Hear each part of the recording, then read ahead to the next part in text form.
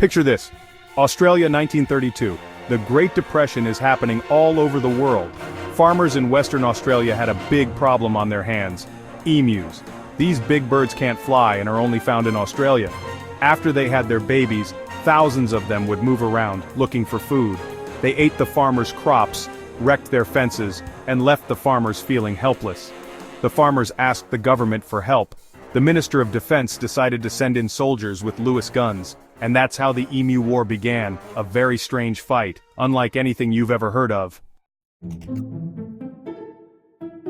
The soldiers arrived with their guns, thinking this would be an easy win. They had no idea what they were in for.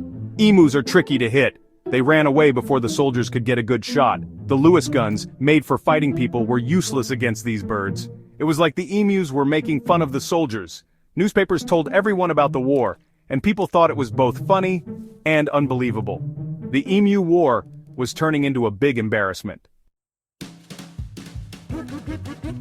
Here's a story that shows just how ridiculous this whole thing was.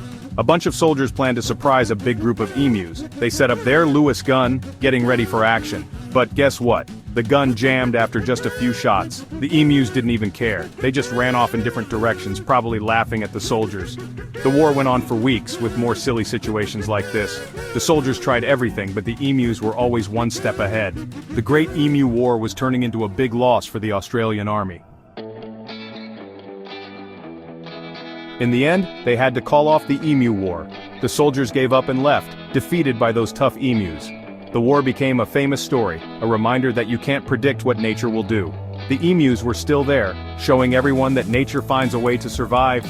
The Emu War teaches us that it's silly to think we can control nature.